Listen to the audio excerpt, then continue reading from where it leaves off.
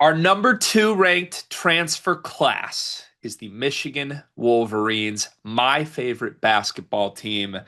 They were pretty much unanimously a top five transfer class, according to our team of experts. I voted this the best transfer class in all of college basketball.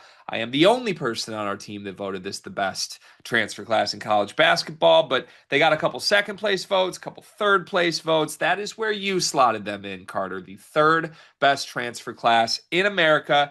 It's a four-man class. We'll go player by player in this video and explain our expectations, some strengths, some questions for each of these players. But first, let's start with this. Give me one word to describe Michigan's four-man transfer class of Yaxel Lendeborg, Merez Johnson, Elliot Cadeau, and Ade Mara. So according to a quick Google search I just did here, there are a certain amount of people who spell front court as one word. So I'm going to push the limits here. And I'm going to say front court, just because of what they were able to add at that position. Like even outside of Yaxel to get Merez and get Ade Mara, seemingly kind of somewhat out of nowhere. I feel like looking back at that transfer, it kind of just popped up on us. But to add Yaxel, add 6'10" in Merez, add 7'3" in Ade Mara, like that's just an immediate just bulking up of the front court once again after you had two 7-footers last season. Yep. Yeah, the bigs are going to get the biggest amount of attention in this class, and that's why my word is big.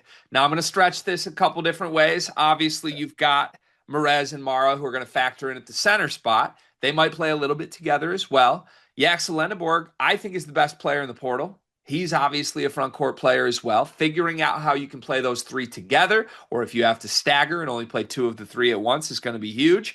But at minimum, I think there's an argument Michigan has the best front court in America, and it's entirely because of what they did in this transfer class. The other things I would say, they had to spend big on Yaxel Lendeborg. Like, make no mistake about it. Michigan put their money up for this class. And this is an announcement that under Dusty May, at least for this year, before the rev share stuff comes in, Michigan is going to be one of the big spenders in college basketball. And lastly, as far as big goes at the point guard spot, the guy you didn't really mention here too, Cadeau, it's a big swing depending on what he is. It's a big risk. You are going all in on finding out what Elliot Cadeau will do for this team, and that's why big is my word. Let's go player by player through this class. I'd love if we could both give a 1 through 5 star rating for, call it like a fit rating on both on how the player is and how it's going to look at Michigan. And then let's just talk through briefly, what is the player good at? What are we expecting him to thrive with? And then what are our questions for each guy? We'll start at the top. It's Yaxel Lendeborg, the most expensive player in the portal, transfer from UAB. What do you got for Yaxel? I appreciate the layup to start this video. 5 stars. I don't think there's any argument on there. They got the first, if you did an argument of what would be the best player of the transfer portal, I feel like Yaxel's nowhere outside of even like two. Like he's top two, whichever order you want to put him in. But I think he's the best player in the portal. Who's the Michigan, other one in contention? Sorry, but for me, it's Ryan Conwell. okay. So it's one of those two. For me, Yaxel is one, but I could see somebody maybe putting Ryan Conwell one. But yeah, I think that Yaxel is the best player in the portal. He's an NBA draft talent. Could have won the first round of the NBA draft. Chooses to go back to Michigan or transfer to Michigan. But yeah, I think he just does a little bit of everything. Him and the Danny Wolf role, I think is going to look really good for Michigan. And like the talent is there, right? Like the rebounding, the scoring. He can pass defensively. He's good. He's just a really do-it-all type of player. What do the recruiting services say? 5 star plus when it's like Yeah. 1-1. Yeah, that's what Yaxel is. Can we just put like a Partially, little? Can we put like a little sleepers logo at the top instead of the sure. asterisk, like his little five sleeps? Yeah, Yeah. partially because he is, in my opinion, the best talent that was in the portal. I think he's the only guy who hit the portal that would have been a first round pick in the NBA draft. Scouts during the combine said they expected him to be in the 20s. Yaxel was looking for a top 20 guarantee. He didn't get it. And obviously, he has quite a few millions of reasons to come to Michigan. But he's just very unique, right? In Division One college basketball history, there are two players who have scored 600 points, 400 rebounds, and 150 assists in a season. Yaxel last season and Larry Bird. I mean, that's crazy. Like, I don't know if that's what's going to happen at Michigan because there's a lot more talent and there is a competition level question here. But at minimum, he's one of the only unicorn E type players who can pass at his size, who can put the ball on the deck of his size, who can defend the rim, who can play defense, a big time athlete. I think the Danny Wolf role is perfect for him. I think that's part of why Michigan got him. Remember, Kentucky wanted him and some other schools did. It's a pretty good pitch to say, look what we did with Danny, we can do that with you. On paper, I think Axel Lendenborg is just a significantly better, talented basketball player than Danny Wolf was, and I'm excited to see what it looks like. Do you have any questions with the Axel? How could this go wrong? I don't think I have any questions about Yaxel the player, right? I just think kind of exactly what it looks like. Is it going to be like a one for one? He's the Danny Wolf guy, or you add Cadeau, who we'll talk about his rating in this class. Is he more so the passer, and you just let Yaxel just be like this guy in the front court who doesn't really have to create for others necessarily? Someone can create for him. I think I don't have any doubts about him being successful. It's just I'm more interested to see if Dusty's just going to do like a one for one thing, like, oh, you're the Danny Wolf role, kind of. Because Can Danny I did do so a much passing. can I do a little Michigan insider talk? You Can I never pull have some to. sauces? You never have to ask to do Let me that, pull Pete. some sauces out of my ass here. Pura sauce. Turnover problems have been an issue early in the summer for Yaxel. And obviously, Danny Wolf really struggled with those last year. But the difference this year, right, is you have a playmaking point guard that we're going to talk about later in this. Last year, Michigan didn't. So Dusty had to let Danny Wolf kind of, you lived or died by whether he threw the ball out of bounds that game or not. I do wonder if the Danny Wolf role is actually even there. Like, it's a great pitch, but on a team that has one of the best passers in the country at point guard, two other studs at center that both need minutes, and one of them, Merez, might have to play some four. Are they going to ask Yaxel to do as much as they asked Danny to do last year? It would probably be better for Michigan if they don't. I don't know what that does with the Axel's numbers, but I think there's a world the best case version of Michigan actually doesn't include a first team All American Yaxel because they don't need him to do that much. If they need him to do that much, that means maybe some other things went wrong. Let's move to the second player in our class. We went with Merez Johnson. I think I will say 2 through 4 pretty interchangeable in this class in terms of caliber. Many different people would have different answers on who they expect to be the second best player. But you and I have been big Merez guys from the jump. Give me your star rating for Merez and his fit with Michigan, and then your thoughts. Yeah, I love the fit at Michigan, honestly, because I do think that you compare him with Yaxel and what Perez does. Obviously, the other things about Illinois and his departure from there and the role he wants to have. But fact of the matter is that Perez is an elite motor, high at like big time athlete, gonna be one of the best rebounders in the country, I think, right, on both ends of the floor. And I think that's gonna work extremely well. And I do think he has a little bit more to his game. Coming out of high school, I thought his career would end up taking like a Montrezl Harrell type path. I wouldn't be completely surprised if that's unlocked by Dusty May, or at least you start to see some steps that show signs of that. So I'm a big Merez guy. I got this listed as a 4 star ad on the scale.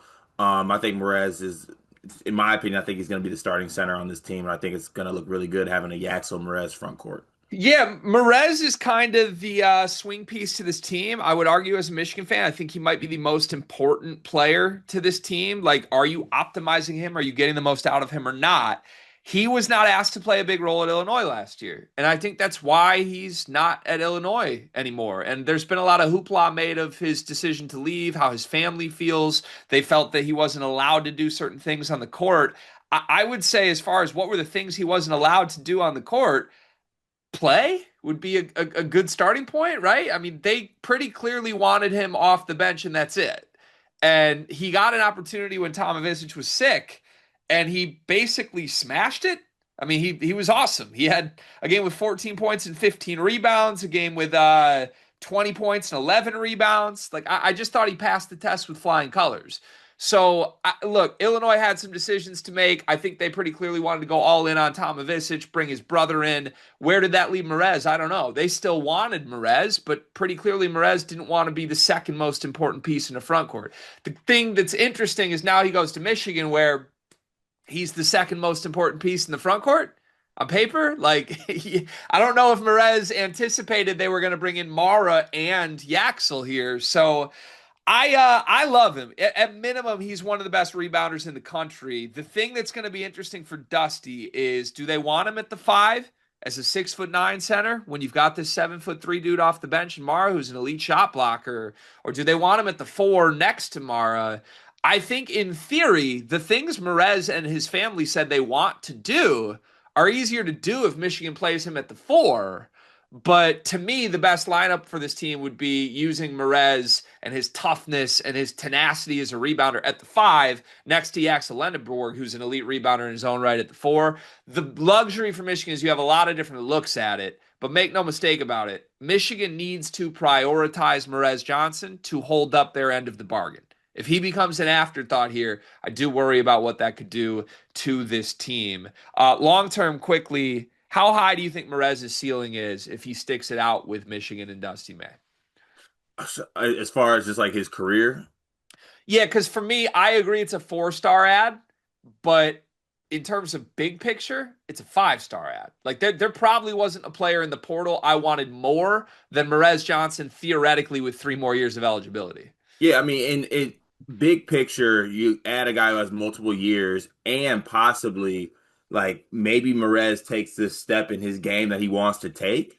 And it's like Yaxel's gone. Okay, now Merez is your front court star. And then you just rock out with that. And then it ends up being, it's a high potential. It's a good 4-star ad right now, but it's a high potential one too. Yeah, Michigan players are saying that Merez has been shooting and making threes in practice, so maybe there will be some things he didn't show at Illinois at Michigan this year. How he is used will be fascinating, but if Dusty May has 2 years of Merez at minimum, I'm pretty excited for that next season where Merez is the guy in the front court. Team USA starter this year at the FIBA World Cup and pretty productive along the way. To our third player in the class, it is the point guard, Elliot Cadeau. 2 years at North Carolina. He was a superstar as a recruit. He reclassified, and people thought they were getting one of the best point guards in the country.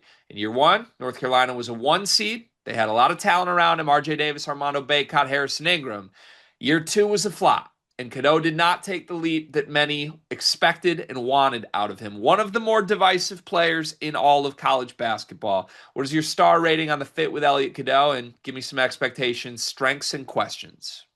Yeah, so I think one, you know somewhat what you have with Elliot Cadeau, right? Like I think there is some obvious things that obviously there's question marks I think with him, but he's an elite passer. Like he averaged 6 assists last year, and to your point, I think with Elliot Cadeau coming out being a reclass kid, I was a big fan of his. So there's a wide scale of where he can be, right? And you're hoping that Dusty can bring out the best in him, which he really didn't necessarily get, I guess, get to do at North Carolina, at least in year two. But you know, I also think that in that first year at North Carolina, he played with better players too. Like Ben Allen Lubin wasn't his front court running mate, right? And I'm not saying that they were completely lack of talent, but there were some decisions of players that played on last year's team for UNC that I didn't necessarily agree with. His field goal percentage went up. His 3-point percentage went up drastically. He was 18% as a freshman, 33%. Now, he's not a shooter or anything like that. Don't get me wrong. But there were some slight improvements, and you were able to see the passing, the assist numbers go up. 3 turnovers a game. You want to maybe take that down a little bit if he's a point guard. But I think you're banking on Dusty being able to get the best out of Elliot Cadeau and being surrounded by the Yaxels and Merezes of the world, lob threats as you like to talk about, and being a high assist guy. So he's not a shooter, but I'd also argue he's not a shooter. Like you look at the end of last season, he was attempting multiple threes damn near every single game. He shot 34% on a year. That's not great, but he made 29 threes, shot 86 of them, right? Like that equates to about 3 threes a game. You either got to guard him, or if you don't, I think you live with the guy making 34% of wide open threes. Most of the ones he made were unguarded wide open. So I would just say there are non-shooting point guards out there that can't do that. Cadeau's already made that leap. I'm not expecting him to start making everything, but if he can just get to the point where you got to guard him, it changes things. Look, I'm on record not being a Cadeau fan. I think this is a major risk going all in on him. To me, this is still a 4-star ad because I do think on paper you can understand why both parties involved see this as a perfect marriage. Elliot Cadeau wants to get out of a situation that had him in a log-jammed backcourt, basically with 2 guys that needed the ball at all times, and R.J. Davis and Ian Jackson and Seth Trimble even, right? He needs to go to a team that wants him to make the play nearly every possession. And what better system fit, I think, for a guy that is top 13 in the country in assist rate than Dusty May's very up-tempo system, a system that has featured elite playmakers already last season in Danny Wolf. And you saw down the stretch of last year, Dusty May was really frustrated with Trey Donaldson. So I think for Dusty, he needed to correct the idea that he felt his backcourt didn't have a playmaker. Now he has one of the best playmakers in the country. Are there questions and problems outside of that? Absolutely. I would say my biggest questions with Cadeau come from in here, to be honest with you, because I just point blank have seen a lot of games that Elliot Cadeau has lost his mind. I think he's flopped a lot. I think he's taken some cheap shots at guys and kind of been on the verge of being a dirty player, and it's been a distraction to his team at times. And I hope those things all disappear in a Dusty May system. I think this could either be a perfect marriage or it could be a disaster that ends up blowing up and ruining Michigan's season. The risk involved is this: there's no backup option. I mean, you can't really go to LJ Kaysen as a point guard. For better or for worse, Dusty May has decided to risk this season on him advancing Elliot Cadeau's career to a level we haven't seen before. The final player in this class is Ade Mara, 7'3" big man, another prestigious recruit, a guy that a lot of people thought was going to be one and done at UCLA. Ended up playing 2 years at Mick Cronin. It was pretty clear that they were an awful marriage for each other. And Dusty has one more reclamation project here. So star rating for Ade for you, and what are your expectations? Yeah, I had this as a 3 star. I mean, this is basically what it is. We have seen moments where Mara has played a good amount of minutes for UCLA and been productive, right? We've also seen them like have games where he plays like 4 minutes a game, right? It just seemed like him and Mick Cronin didn't necessarily mesh. And you know, I guess I compare this to like, you know how Xavier Booker left Izzo and went to Cronin? It's like going to the same mindset of a coach. The one thing that Mara has going for him is that Dusty thinks a little bit differently than Mick Cronin, which I think will actually be conducive to what he wants to do. Uh, I feel like the last two players we talked about, it's really like Dusty getting the best version of those guys. Even Merez to a certain extent, but I think Merez is a little bit ahead of these guys. But like getting the best version of Cadeau and then getting the best version of Mara, I think is kind of on Dusty to get him to that point. But Mara has physical tools. He's 7'3". He blocks shots. Like you have that. Another kind of high pedigree guy like coming in. Gavoni and crew were toting Ade Mara as like a top 10 NBA draft pick, like one and done at UCLA. It did not work out. He did have some moments. I mean, I specifically remember last year the Wisconsin game. He was dominant against what I consider a good front court and Crowell and Winters in that crew. So it's basically just getting the best out of him. But at worst, like let's say he hits his floor. He's a 7'3" shot blocker that you can bring off the bench behind possibly like a starting center in Merez. That being the fourth ad is pretty good. Yeah, I mean, this is why I rated this the number one transfer class in the country, because if your fourth guy is a former projected lottery pick that is 7'3" and at minimum an elite shot blocker, but still has this like theoretical upside that hasn't been reached, I don't know that there's another transfer class with that amount of upside, even if the floor is lower. It's pretty crazy that Mara is considered like the fourth guy and kind of an afterthought in this class. To me, again, I'm also not a Mara guy historically, much like I was with Cadeau. I will say this: I almost buy that Mara will work in a Dusty system more than I would even buy that Cadeau will, and for that reason, for me, it's a 4 star ad. To me, he's just going to be asked offensively to catch and finish lobs. I don't think he's going to be used in any crazy way, but he does have this passing upside. I mean, he had a bunch of games with 3 assists last year. For a 7'3" dude, I think there is some pretty tantalizing stuff you can do with him as a passer in the high post and just use his height to pass over people. We saw Dusty figure that out with Danny Wolf. Now, Ade can't move like Danny. I don't mean to compare those two, but you're kind of hoping like defensively, Ade can just be Vlad Golden and sit in drop coverage all day and block shots. He can definitely do that and be elite at doing that. He didn't work at UCLA largely because Mick Cronin hated him in the defensive system Cronin wants to play. Very aggressive, perimeter oriented. They never wanted to switch screens, right? They wanted to fight through everything, and that required Mara to get out on the perimeter. Mara can't do that. He never will be able to do that. That's not something he's going to add at Michigan. But the beauty is that Michigan's not going to ask him to do that. Michigan's going to ask him to sit in the paint, be huge, and block shots. And I do think it's very black and white. This is a good system fit for Mara. UCLA was one of the worst system fits possible, and it makes me optimistic this could look better. One thing I would say, and I know we've gone back and forth on this a little bit privately, I think it's pretty clear that when Mick Cronin went to Mara more last year, good things happened. They had a stretch in January to February where he had 5 straight games where he played between 20 and 30 minutes a game. In those games, he had 22 points in a game, 12 and 7, 12 and 11, 2 games with 5 blocks, and UCLA didn't lose a game. And if you look in the non-conference when UCLA struggled, they had a 4-game losing streak. Mara played 11 minutes, 9 minutes, 3 minutes, 7 minutes. Now, I think point blank, if you can't earn your coach's trust, there are some obvious red flags. But I think it was largely that he didn't work in the Mick Cronin defensive system. It was an awful fit between player and system. And I understand that for that reason, Cronin never wanted to go to Mara. But I think looking back on it, pretty large mistake to not go to Mara. Because I think he would have changed that team. And when he was on the court, it was for the better. So we'll see. Where does he factor in a front court with Merez, Johnson, and Yaxel? I have no idea. I hope he's coming off the bench. That is what is best for Michigan.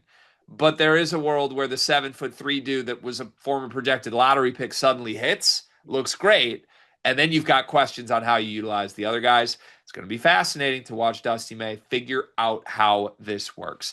Let's get to some superlatives here. Who will be the best player in this class at the end of the season? Yaxel. How good will he be at the end of the season? I think an All-American team, first team All Big Ten, that type of player. Yeah. I think he will be the best player, clearly.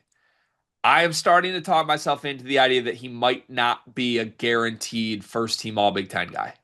I think he'll be on one of the teams, first or second, but I do think there's a world where Michigan doesn't ask him to be like the one-dimensional superstar that some people think he's going to be. Second question here, what's the biggest question mark in this transfer class? Probably Cadeau. Just like I think Cadeau just being the point guard for Dusty, and like it could look really, really good for Cadeau. Like top 5 in assists in the country type good. Yeah, and he could be one of the better point guards too, I think, if it works out. I'm saying it's who's the odd man out in the front court, because even if Cadeau's the biggest swing piece, his role is almost guaranteed. They're not going to go away from Cadeau unless it becomes a disaster. You have to pick 2 of the 3 front court guys. Unless you're going to put Yaxel at the 3, Merez at the 4, Mar at the 5, which I would not do. Somebody's going to be the odd man out. And like I would assume Mara left UCLA to start at the 5. I would assume Merez left Illinois very loudly to be utilized in a way he hasn't been before. So yeah, I'm worried. You've got to keep guys happy. Specifically, you've got to keep Merez Johnson happy. And if it doesn't go the right way, I could see there being chemistry issues on this team with just how many guys there are on the front court. We'll see what happens. Give me your bold prediction for this transfer class. It can be player specific, class specific, anything. Oh, I'm gonna say. I mean, I don't know if it's even bold, but I think Merez ends up. I think Merez ends up being like the clear starter. Like just like it's all season too. It's not like a switch up of anyone. I think he just takes advantage of it. It's him and Yaxel who are the front court pairing, and Mara's just the bench 5. Okay. My bold prediction is that one of the 3 non-Yaxel guys will make at least second team All Big Ten. And I think it's not guaranteed that any of them hit, but at minimum, you've got 3 lottery tickets with pretty high upside. One of them will hit to the extent of being a second team All Big Ten player or better. That would make sense for the #1 transfer class. I'll say that. That would be good for Michigan. And if I had to bet, it would actually be Elliot Cadeau, as crazy as that sounds. But wow. We'll see. We'll see if I'm right. We'll see if I'm wrong. There you have it. Watch our entire transfer class ranking series. We rank the top 25 classes, trying to introduce you to all of these new transfers and how it's going to look. We will unveil our #1 transfer class in the country very soon.